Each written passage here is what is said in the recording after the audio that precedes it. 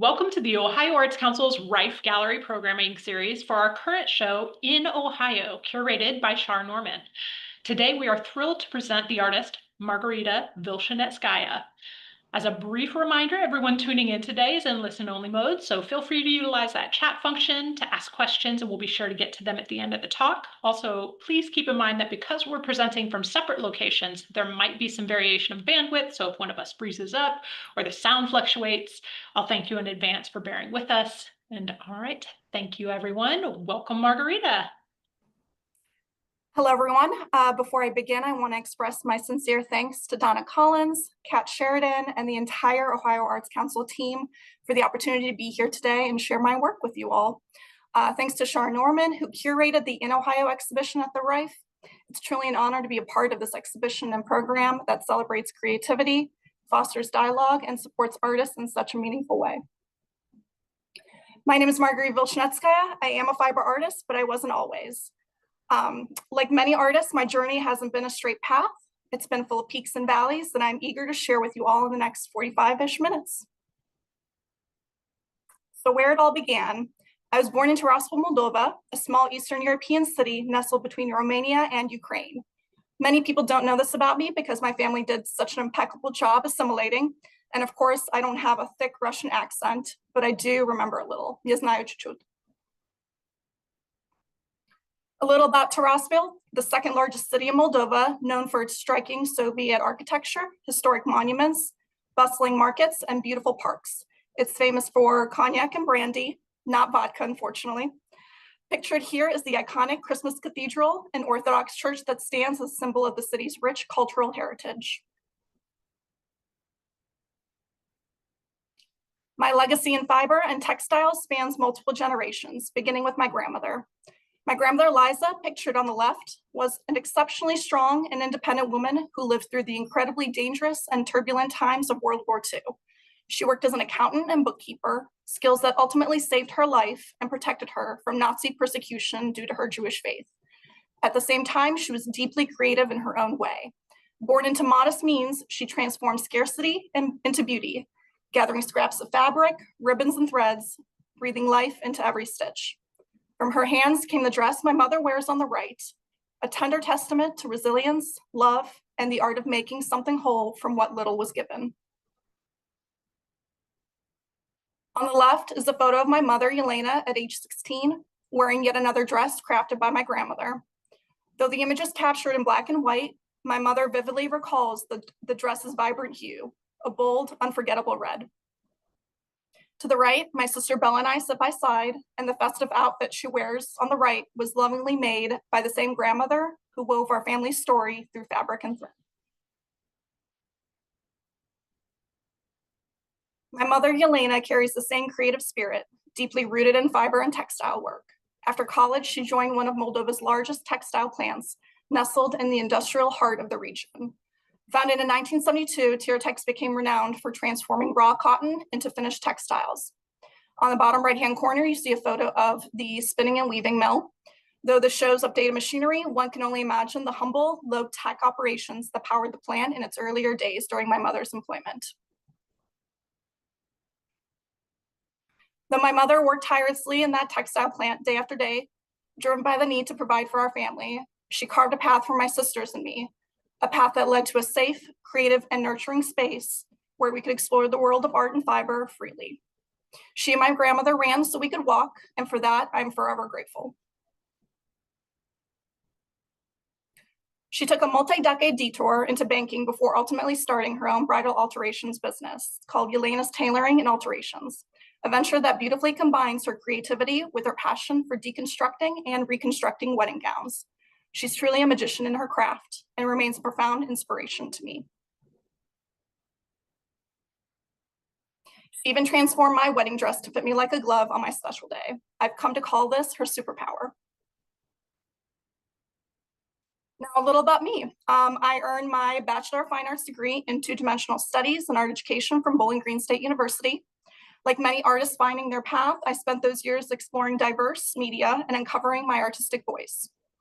Here are some relief prints and etchings I created, inspired by my Eastern European heritage. You see St. Basil's Cathedral, Matryoshka nesting dolls, traditional Eastern European garments, and other cherished motifs from my cultural roots. As I delved deeper into my identity and self-exploration, I found profound inspiration in the work of painter Gwen Hardy and her Body Studies series. I was especially drawn to her approach to the figure, embracing abstraction and breaking free from the traditional box composition. Her deliberate use of color and subtle blending beautifully reveal the transparency and depth within layered forms. For my undergraduate thesis, I focused on the abstraction of the body, seeking to explore the deep connection between the subject itself, the physicality of the oil paint, and the textured flesh of the canvas beneath. I was fascinated by how these elements interact, the way the paint's rich tactile quality can echo the forms and vulnerabilities of the human body, while the canvas serves as both a foundation and a partner in this dialogue.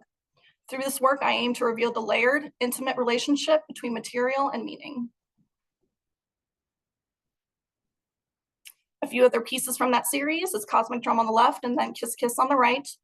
I share this early work because the way I approach paint and color in this series resonates throughout my later creations, transcending media and disciplines, including my fiber art. After graduating from Bowling Green in 2012, I continued exploring the human figure, this time focusing on the mouth and its many expressions. Each piece examines the subtle emotions conveyed through this small yet powerful feature. These works are all self-portraits, shaped by my own journey, and the complex feelings stem from being an immigrant, present yet not fully connected to my culture. Through this series, I aim to capture the quiet tension of identity and the layered language of expression in an intimate and personal way. The piece in the center, Yezik, it means tongue in Russian. Magnifying imperfections became a central theme in my artistic journey. As I delved deeper into my self-exploration, I found myself uncovering truths not only about my art, but also about who I am. My work became a personal mirror, reflecting vulnerabilities and strengths alike. Through this process, I embraced my flaws as essential parts of my identity. And this honest examination helped shape both my creative voice and my sense of self.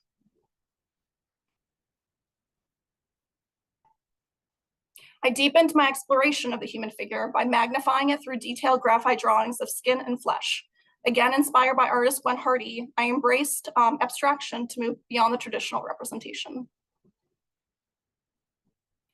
The intense focus on texture and surface revealed new layers of emotion and vulnerability, and blurred the line between realism and abstraction, inviting viewers to see the figure in a fresh, intimate way.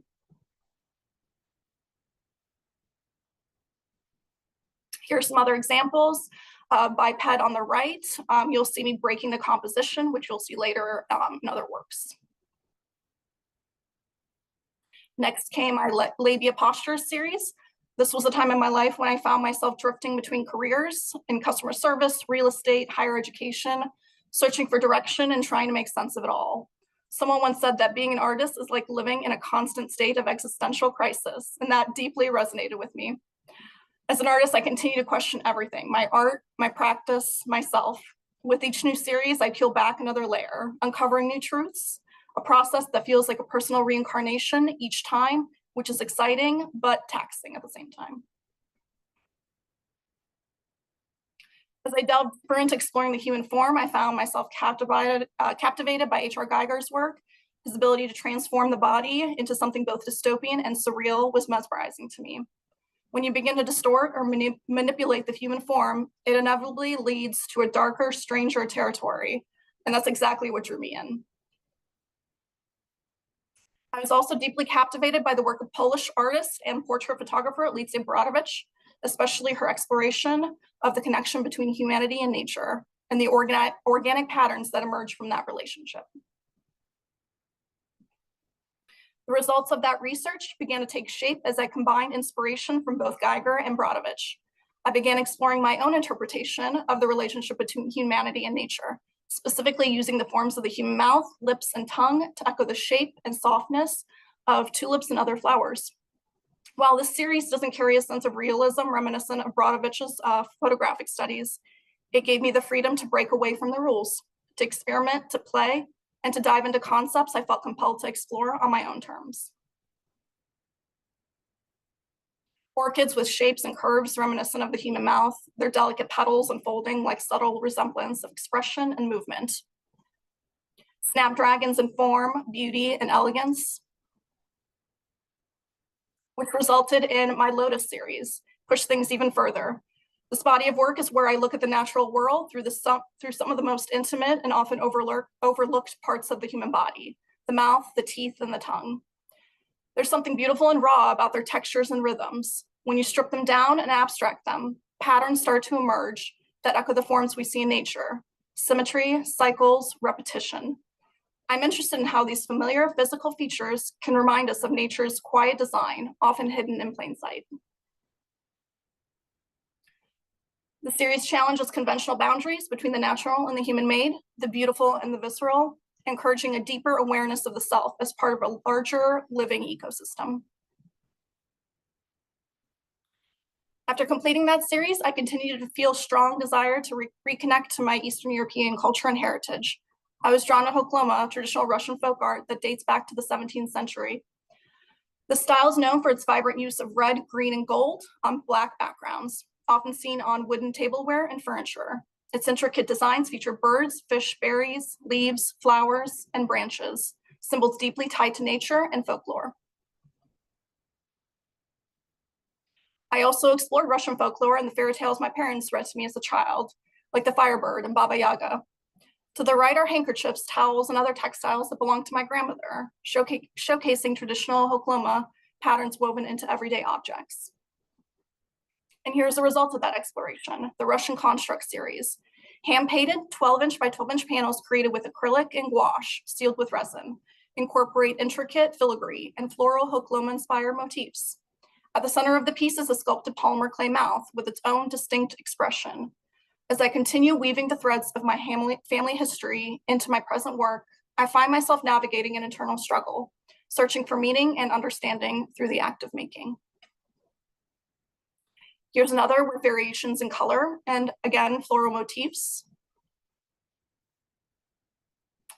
And another with more traditional red color, consistent filigree with a clay mouth expression in the center, similar to a mirror.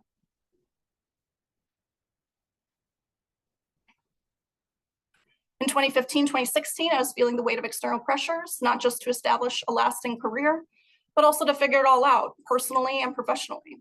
As a young woman, there was an added sense of urgency, a ticking clock that echoed societal expectations around the success, stability, and milestones.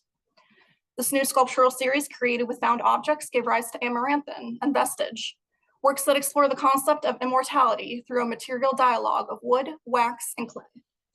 The contrasting textures of these elements emphasize the tension between permanence and fragility. By attaching the clay appendages to everyday domestic objects, such as candle sconce, the context shifts, highlighting the push and pull between the ephemeral nature of the human body and our enduring desire to leave a lasting imprint. Or perhaps a literal interpretation of earwax, but to each his own. My work is always open to interpretation. The sculptures capture both vulnerability and strength, reflecting the cycles of life, decay, and renewal we all experience. Through this work, I want to challenge how we think about mortality and invite viewers to reflect on what it means to live beyond our physical selves.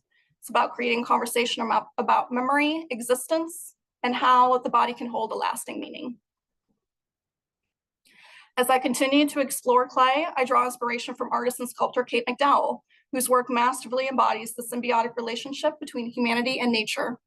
Her ability to merge anatomical precision with organic forms offers a compelling visual language that informs and enriches my own sculptural practice. This interdependence between humankind and nature underscores the idea that we are both shaped by and shapers of the natural systems we inhabit. My work, like Digitalis on the left and the middle there, seeks to illuminate these parallels, encouraging a deeper awareness of our connection and relationship with the natural world. Peony in Bloom. And then Confined, which was one of the final pieces I created in the series, centering on themes of repetition, physical labor, and containment. 180 distinct hand-carved polymer clay fingers are encased in resin, a material choice that speaks to both preservation and weight. emphasizing a sense of burden, stillness, and permanence. The repetitive forms and process-driven approach reflect the exhausting cycles of effort and constraint, both personal and universal. The transparent yet immovable resin acts as both a window and a wall, trapping the objects in place, mirroring the feeling of being seen but not fully free. In 2019, my work was exhibited at 3060 Artworks Gallery, marking the first time this entire body of work was shown. Seeing it all in one space brought a sense of closure. It felt like the culmination of a chapter I'd fully explored, and that something new was on the horizon. In fall of 2019, I had the incredible opportunity to join my husband for an artist residency in Elbruk, Spain. Set in a crumbling old mansion at the base of the mountainside, the residency offered a unique and deeply inspiring environment. I spent my days creating work, sharing meals, and exchanging ideas with a vibrant community of fellow artists, writers, poets, and musicians. Surrounded by rich local history, striking architecture, and the natural rhythms of the region's flora and fauna, I found myself reconnecting to a smaller, slower, more intuitive way of making. Here are a few of those pieces inspired by the local flora. You have a lot of prints, cyanotypes, blonde embossed pieces, and chincolet works.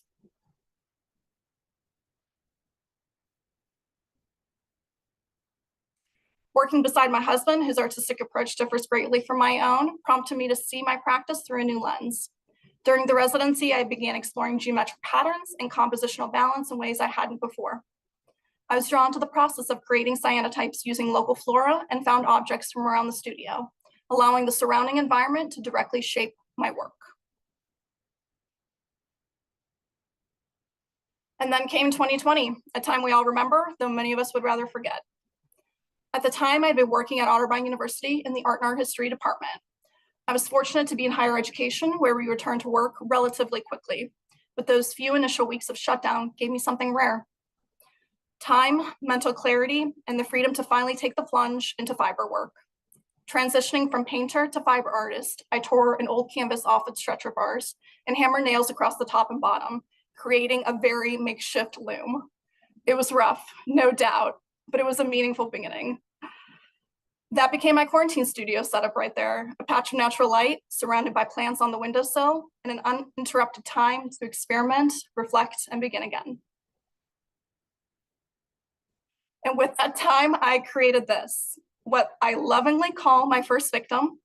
It was a shaggy, misshapen piece made with a small dowel and very little structure, affectionately nicknamed Shaggy Smurf. As embarrassing as it might be to show, I believe it's important to honor where we all begin. This piece represents a moment of curiosity, risk, and starting from scratch. Acknowledging the early work is a powerful reminder of how far I've come and how each imperfect step shapes the path forward. As I kept working, I started to get more comfortable with the process, experimenting with color, textured fibers, and more thoughtful compositions. Each piece became a small step forward in understanding the material and what it could do. I was still working with the dowel that was way too small, but even that became a part of the learning curve. There was a sense of play and possibility. The work began to take on more intention and presence. It was an exciting time of creative expansion, grounded in trial and error.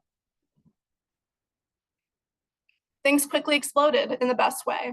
Within just a few weeks, I was joyfully immersed in learning the weaving process, experimenting with different fibers like wool roving, linen and cotton, various knots, shapes, styles, and techniques. I gave myself permission to play. What stands out in hindsight is the vibrancy of the colors I chose, bright, joyful hues that completely contrasted the tone of the world at that time. While many of my artist friends were creating dark, introspective works to process the collective uncertainty, I went in the opposite direction. I surrounded myself with color and light. In a time when we were all yearning for personal and human connection, I found comfort and grounding through my hands, reclaiming a relationship with fiber that has long been waiting for me, one rooted in generational tradition and knowledge passed down through the women in my family.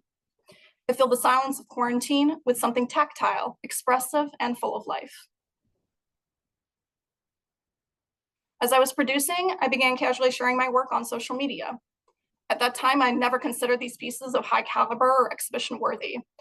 I was simply enjoying the process, creating without pressure or expectation. It felt refreshing to make for the sake of making. Then a close friend of mine encouraged me to open an Etsy shop. That suggestion made me pause and reflect. Does profit equate to validation as an artist? It raised questions about value, worth, and how we define success in our creative practice. That question lingered, but I followed my curiosity and fortunately my friend's advice and decided to start a fiber business. What began as a playful experimentation during quarantine with the help of my studio assistant, Frida Catlow, slowly evolved into something more intentional. I launched Too Cool for School, not just to sell work, but to share the joy and connection I found through fiber. It was both exciting and vulnerable to put my creations out into the world, but it marked a new chapter, one where I could fully embrace this medium, not only as a personal outlet, but as a professional and entrepreneurial path. I began creating fiber-based jewelry and home decor, selling at local markets, taking commissions, and doing my best to hold on to the joy that sparked it all. At the time, I was still working a full-time job. I had moved on from Otterbein to the Center of Science and Industry, which brought a certain financial freedom. This venture wasn't about survival, though. It was about creative expression and sharing my love of fiber with the world. That perspective allowed me to stay grounded. I promised myself that the moment it stopped bringing me joy, I would give myself permission to let it go. Very Marie Kondo-esque, I know. It was never about chasing success. It was about sustaining something meaningful on my own terms. Now, of course, I couldn't move well enough alone. I had to put my fingers on this work, quite literally. I began experimenting by combining polymer clay with fiber, resulting in these pieces like Handmade number 2 and 3, yarn tapestries adorned with hanging polymer clay fingers, serving as unique tassels. At first glance, these works might be seen as decorative textiles, wall hangings one might find in a home. However, the presence of the clay appendages shifts their meaning significantly. By merging the soft, delicate nature of the yarn with the dense and robust clay material, an unexpected harmony emerges. The woven yarn's collective strength supports the weight of the clay fingers, reversing typical material roles and inviting a dialogue between fragility and resilience, softness and solidity, decoration and meaning. My first large-scale piece marked a significant step in my exploration, experimenting with multiple planes and the relationship between natural landscapes and scale. It was during this process that I began to think of wall hangings not just as isolated objects, but as installations that occupy and transform space. I considered how the work interacts with its environment and how I want my audience to engage with it, inviting them to experience the piece from different perspectives and become immersed in its physical presence. In 2021, I felt a creative itch I needed to scratch and began experimenting with new materials, namely paper, mylar, and vinyl. I explored system science, specifically the formation of grids, matrices, and complex fiber-like systems, pushing the concept of structure even further. Building on the inherent grid patterns found in traditional fiber techniques when warp and weft converge, I expanded these ideas into new media, investigating how rigid and flexible elements interact with constructed frameworks. In 2022, I let loose with form, challenging the idea that fiber wall hangings need to be square and hang from a dowel rod. Disco Mammoth was born, a bold, massive latch hook creation made from yarn, alpaca wool, thread, vinyl, and paper. She glistens in the light and unapologetically commands space with her vibrant presence. Measuring 35 by 37 inches, Disco Mammoth celebrates texture, scale, and playful extravagance. Between 2022 and 23, with Abstract Neutral, I began exploring a more subdued neutral palette to allow the sheen and reflective qualities of vinyl take center stage. Measuring just shy of 2 feet by 2 feet, this piece also marks my first intentional physical disruption of the work's plane and composition. Previously, I relied on shifts in color, texture, and knotting to create separation within the piece. Here, I took a bolder step by cutting the latch hook mesh backing into a distinct non-rectangular shape. This break in the composition invites viewers to engage more dynamically, encouraging their eyes to explore unexpected spaces and interruptions within the work.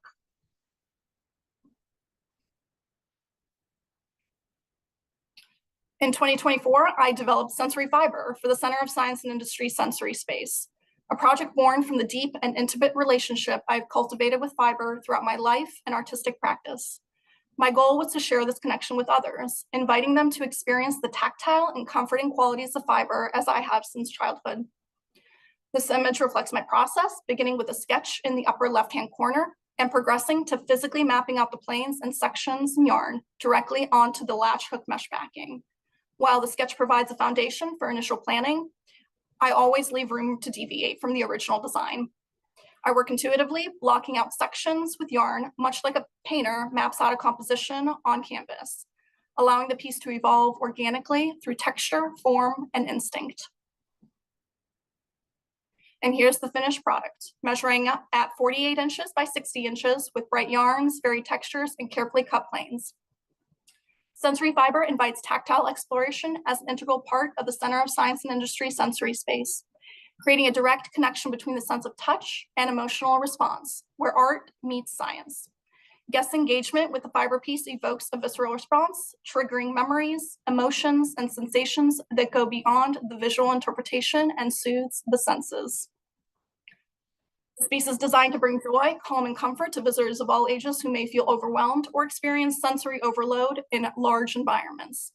This project reflects my commitment to create inclusive, healing experiences through art for all. To the right is Catherine, our manager of special education experience and strategies, setting up the installation at COSI's Big Science Celebration for their annual science festival. What's next? The work continues to evolve. Growing up, my mother and I shared not only a love for fiber, but also a particular handheld brick game called Tetris, which we passed back and forth until it eventually broke in our hands. Created in 1985 by Soviet software engineer Alexei Pasnov, the name Tetris is a blend of tetra, meaning four, a nod to the game's floor block pieces, and his favorite sport, tennis. The simple game of connecting colorful shapes and the connection it fostered between my mother and I has remained with me, inspiring a new direction in my creative practice. So as I said, inspired by the game of Tetris and its vibrant, colorful tetromino blocks, Abstract is an experimental series that merges traditional fiber, weaving, and latch hook techniques with contemporary materials of vinyl, mylar, and specialty paper. On the left is an introductory sketch, while the right shows an in-progress photo of one section. And here is the finished installation. 3 pieces, purple, blue, green, each section hanging 3 feet by 3 feet, 9 feet total in length. Abstract explores balance through variations in grid patterns, embracing abstraction as its visual language. The distinct qualities of these diverse materials come together to form a cohesive and dynamic whole. The softness and tactile nature of the fiber invites touch, while the vinyl and specialty paper capture and reflect light, encouraging viewers to engage with the work from a multiple, intimate perspectives. The flow of the colored fiber carries a distinct painterly quality, evoking the fluidity and expressiveness of brushstrokes. The orb-like structures possess a dense texture that adds depth, mimicking pockets of light and enhancing the overall dimensionality of the work. And here it is on display at the Ohio State Fair Fine Arts Exhibition in 2023. One particularly meaningful moment stood out when I went to pick up the piece. There was a guest who was vision impaired and was able to fully experience this work through touch. Remarkably, it was the only piece among the 300, 400 works in the entire exhibition that she could have engaged with directly in this manner. This experience reinforced the importance of tactile elements in making art accessible and inclusive for all. And I'd like to thank the Greater Columbus Art Council and their individual artist grant for making this opportunity possible and bringing this installation to life. Here's a detailed shot, a combination of fibers, paper, and vinyl, creating texture, depth, and intriguing interactions with light. A side detail shot highlighting the dimensionality and rich texture of the work. Fiber elements gracefully transition from a flat 2-dimensional plane into a 3-dimensional form.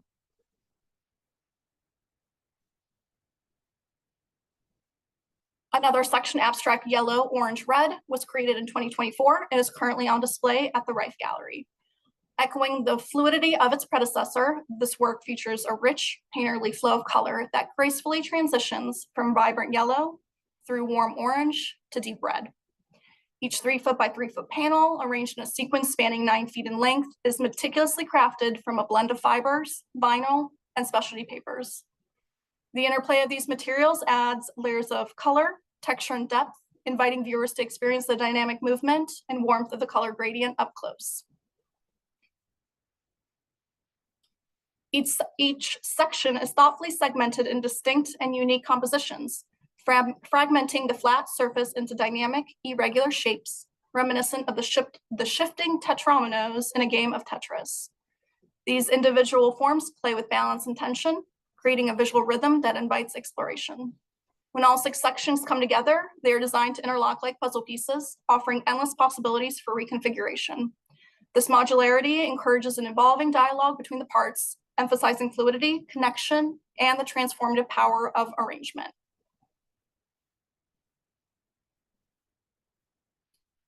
From a young age, my mother instilled in me the belief that fiber is a material of the people, accessible, essential, and deeply rooted in everyday life. And that is worth celebrating the profound relationship between fiber and the communities it serves, which is why it's important for viewers of all ages to explore my work in a haptic, hands-on, engaging with the material through touch as a form of celebration and connection to its original traditions and enduring presence in our lives. It wasn't until I joined the Ohio Designer Craftsman in 2023 at the Ohio Craft Museum that I began to develop a deeper appreciation for the tradition of high craft. Surrounded by skilled makers and thoughtfully curated work, I started to see my practice through a new lens, recognizing that intention, precision, and artistry that had always been present, but now carried a renewed sense of value and possibility, which led to the Abstract Mini-series. The series serves as a collection of color studies, small-scale exploration of repetition, contrast, and harmony. Each piece experiments with a unique combination of textures and materials, including yarn, vinyl, mylar, and specialty paper. Through layering and variation, I investigate how color and surface interact in both subtle and striking ways. These works allow me to test compositions and material relationships on an intimate scale, offering a focused lens into the larger themes present in my installation work. The true impact of the series emerges when all the pieces are displayed together as a collective whole. They create a unified visual language that transcends each individual work. This reinforces my ongoing interest in installation and the importance of curating how an audience moves through and experiences the space. Cascade is an experimental mixed media piece that combines woven ribbon yarn with individually hand-stitched mylar elements. This work pushes the boundaries of traditional fiber by incorporating reflective, contemporary materials that interact dynamically with light. The mylar strips catch and scatter light in unexpected ways, creating a shimmering surface that changes with the viewer's perception. When exhibited by the Ohio Craft Museum, the piece was hung away from the wall, allowing it to cast shifting shadows and light patterns that became an integral part of the installation. This interplay between material, light, and space elevates Cascade beyond the surface, making it a sensory and spatial experience. Lattice marks a shift in my practice, an intentional move away from the traditional rectangular format of wall hangings. In this piece, I began experimenting with irregular shapes and grid-like structures, allowing form to echo concept. The grids reference both weaving systems and architectural frameworks, while the cut planes and edges of the vinyl disrupt symmetry to create dynamic movement. Next, I began experimenting with circular compositions, offering a fresh perspective on traditional round weaving by incorporating unconventional materials.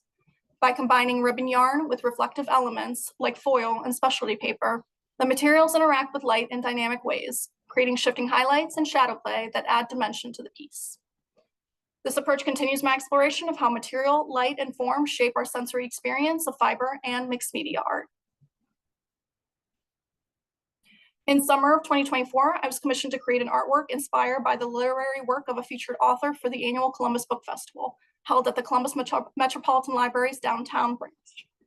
This interdisciplinary collaboration bridged visual art and literature, transforming the author's themes into a visual narrative through my creative interpretation, offering viewers a new lens through which to experience the author's work. The author I was paired with was thriller author Nick Petrie, who wrote the Peter Ash series. His book, The Price You Pay, is the 8th installment of the series and centers around loyalty, redemption, and the inescapable weight of the past. And this is the piece that was inspired by his book. Ominous Light pays homage to the delicate light and enduring hope of the protagonist, Peter Ash, while casting an undercurrent of subtle eeriness, foreshadowing dark events. This piece weaves together hand-cut strips of plexiglass, colored window cling, and fiber into a luminous 60 by 60-inch installation. Ominous light marks a bold new chapter in my practice, embracing transparent materials that invite the viewer to circle and discover from every angle. I was deeply honored to meet Nick during the book festival where we discussed his latest thriller, the ways it inspired my artwork, and the powerful intersection of visual and written narratives. In fall of 2024, I was honored to exhibit my fiber work alongside fellow fiber artist Janelle Hallett in the beautiful Worley Gallery at Ohio Dominican University. Untangled, Contemporary Fiber for the Senses is a series of contemporary fiber works that return the medium to its original purpose, to be touched, felt, and experienced intimately. While fiber is inherently tactile and embedded in everyday life, it is often rendered untouchable in a traditional gallery setting. This exhibition invited guests to engage with the work through their senses, breaking down the usual barriers between viewer and object, and restoring a direct physical relationship with the material. Here's a video documenting the installation process and experience of Untangled, offering behind the scenes of how all the work came together.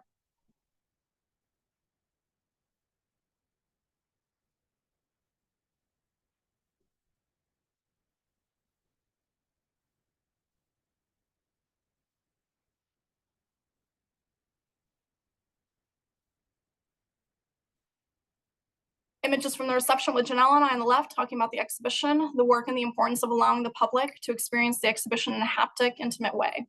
While guests were initially hesitant to touch the work, many gradually embraced the invitation to engage with the pieces through touch, discovering a deeper connection to the fiber's texture and meaning. We installed a loom in the gallery space, giving guests the opportunity to learn and experience the art of weaving firsthand.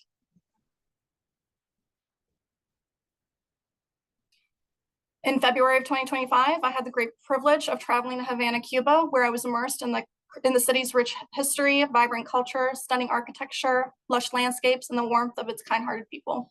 Experiencing the inspiring visual and performing arts marking the closing of the 15th Biennale de la Habana was truly unforgettable. I was deeply grateful to Artway Inc. and the many art leaders and supporters in the Columbus community who made this opportunity possible. And sketching throughout my time in Havana helped me create a personal visual diary of the experience. And where am I now? Alongside my creative artistic practice, I feel incredibly fortunate to work within a dynamic institution that champions imagination, exploration, and lifelong curiosity. COSI, the Center of Science and Industry, is my home away from home, where I proudly serve as the manager of the Office of the President and Community Art Curator since 2021. As Community Art Curator, I oversee a range of STEAM, that's science, technology, engineering, arts, and math initiatives, including COSI's biannual juried community art exhibition. This public showcase invites local artists and hobbyists of all ages and skill levels to contribute their unique interpretations and diverse artistic perspectives in response to the themes and scientific content of COSI's current traveling exhibits. So STEAM Wars, Where Art and Space Collide, is our most recent community art exhibition inspired by COSI's current exhibit, Unofficial Galaxies. If you're a Star Wars fan, run, don't walk to COSI.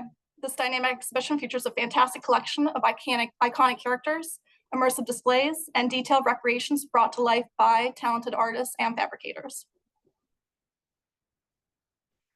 Photos from the recent opening reception of STEAM Wars, the room buzzed with creativity, conversation, and connection. As we celebrate these powerful visual stories, I often ask myself, how do we measure the impact of art beyond its aesthetic and emotional appeal? For me, it's in getting to know these artists, building meaningful relationships, and witnessing how an exhibition like this can shift perspectives, spark curiosity, inspire learning, and foster a sense of community. This is from Jurassic Art and Exploration of the T-Rex art reception.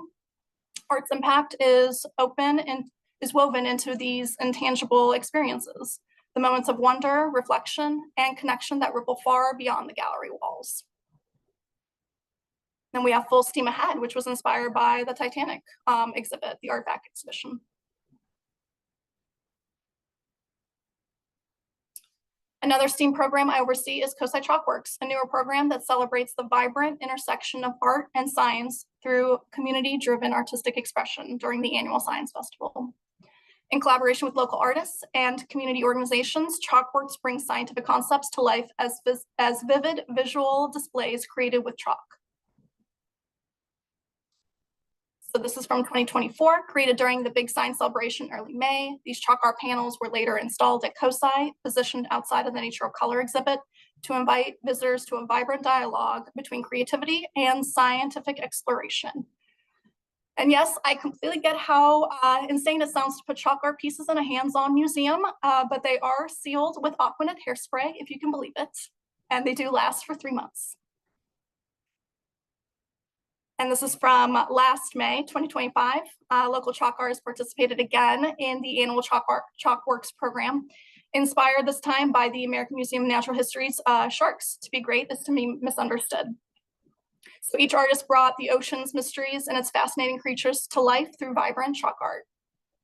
So engaging with the local art community has been incredibly rewarding, infusing fresh perspectives into the museum and creating meaningful connections with the public.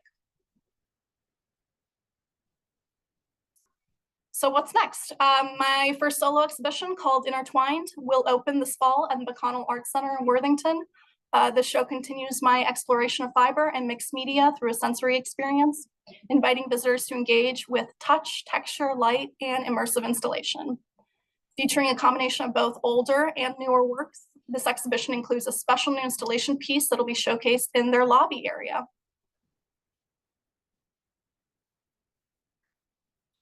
And with that, I'm ready for questions. That was lovely. Thank you, Margarita. So I would love for you to chat a little bit about the importance of the mark in your work. So you showed us your history and the mark making in that, and the mark is different in your current work. Can you talk a little bit about that transition, how you're viewing it now? Yeah, it's interesting now with my fiber work. I was making work from essentially one perspective, from the arts perspective, and now being at COSI and seeing the work from a multitude of perspectives, from that STEAM perspective, I'm able to do a lot more. I'm able to my creative thinking is just through the roof now. I'm able to engage with my work from multiple perspectives, from a science lens, from a technology lens. And you can see that change from, my paintings, my sculpture work now to my fiber work. So I'm going to ask the question that folks probably typically ask you, just because we're in a shared space where there are probably plenty of people that are curious. Tell us about the material of time in your work. How does that work for you? What does that talk about? Preparation, like the time spent in that, in creating, and tell us a little more. Yeah, so I don't produce quickly. My husband does, but I do not. My work is very process oriented, so I can't rush these things. I need the time to reflect, and honestly, I call it my seasons. I need seasons of reflection and discovery, and then I have an idea in place and I sketch it out, and then I pick my materials, and there's a whole process to it. And, I talk a lot about the importance of my relationship with fiber, and that's part of that too. Anytime I get a chance to look for new materials, I need to touch everything. I can't order anything online. So that's all part of it. So time is essential to my process. When you are actively making your work,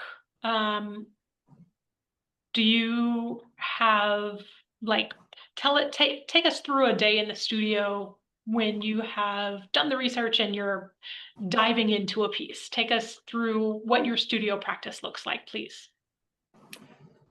I'm all over the place. To be honest, I am all over the place. So when I start a new piece, I go through stages, mapping things out. If it doesn't look right, I have to step back, take some time away from it. I mentioned the existential crisis of an artist. I go through that with every single piece. I start, questioning everything. But that's really important as part of the process, and to push through, because there's that middle stage. I feel like most artists can relate that we're just not happy with things or want to give up, but you need to push through that. And that's an essential point in my process, that once I get over that hump, I can finish things up. But it's not always overnight. It happens in stages, days, months, sometimes years. So you do something really lovely that's uh, very similar to traditional weaving, but different in the way that you do color mixing. Can you share a little bit about how you um, have, because looking at your work, I see the difference as before you had these really standard blocks, right? And now you're Mhm. like really deeply into color mixing, which maybe I'll stop asking a long question and let you just talk. Yeah, it's I really enjoy it, because it really ties into my background as a painter. Being able to use my intuition and to really mix colors through fiber, making that connection. Um, I feel like when I first started learning how to weave, there were a lot of rules and restrictions, and once I broke away from that, it completely changed my practice. Um, from being able to choose the colors to how I made my combinations. It really evolved, and I'm grateful for that initial time that I had to just play and experiment. So that's a great segue to a question from Jolene, who says, do you still allow play and chance to be part of your process? I do here and there. So where the play actually comes in, I learned how to do macrame and make jewelry, and for my fiber business, Too Cool for School. And that's how I ended up separating my ability to experiment and play, by making jewelry, macrame jewelry, and wall hangings and whatnot. And then my fiber practice that's meant for exhibition, that's meant for installation. There's definitely more thought and planning. So without having both the ability to play and enjoy the process of working with my hands, making something like a pair of earrings, really balances my studio practice. Perfect. And Andrew would like to know, do you have any advice for other artists dealing with that existential artist experience? You just have to go through it. I think we just have so many ideas in our heads. Write it all down, sketch it out. You don't have to bring every single idea to fruition, but just open yourself up to that experience. And as long as you're still making work, and you're enjoying the process and fully immersing yourself in the process, then you're doing just fine. Um, Panayota would like to know, do you think you'll revisit figure works within your tapestry or fiber work? I've considered it. I'd like to eventually venture into painting directly on my weavings, and maybe that's when I'll start exploring the figure again. I'd love to see how combining my two loves will work. So you chatted a little bit about entering into a space of craft and the kind of sea change that uh, gave you within your work. So, within a classical or more traditional Mhm. art practice, and then coming in and saying, oh, well, now I'm working with these things, and it gives you access to a new community. Can you talk a little bit about um, the importance of finding that community and how it has helped shape you. Yeah, as I mentioned in my PowerPoint, getting to join the Ohio Designer Craftsman and the Ohio Craft Museum completely, changed the way that I saw my own personal fiber work, and getting to see artists and how they make their work and engage with their work and curate as a fine craft changed my perception of fiber, because growing up, really it was a time of connection with my family. My mother taught us how to sew and cross stitch and knit, and it was just love and joy and connection during that time. But once I started diving into, well, how does my work evolve to be in a more higher level space, in a gallery space? How do I want my audience interact with my work? I started talking with other artists and how they approach their practice in that sense. And I think that was extremely beneficial for me. And then I was also seeing, where they were exhibiting, and I started going to those places and those exhibitions and making more connections. And I met Shar through the Ohio Designer Craftsman, and I'm so thankful for that relationship, and it's been tremendous. Perfect. Well, I think I'm going to end the talk with the last question of what is it that you would like as an artist, and kind of having your um, opportunity to share your history and your past work and your current work. What do you want to make sure that the audience has learned from this or takes forward? Um, Floor is yours. I think the biggest thing is not defining oneself by one medium. As you can see, I've had a really long journey just discovering myself and my artistic voice through a variety of media.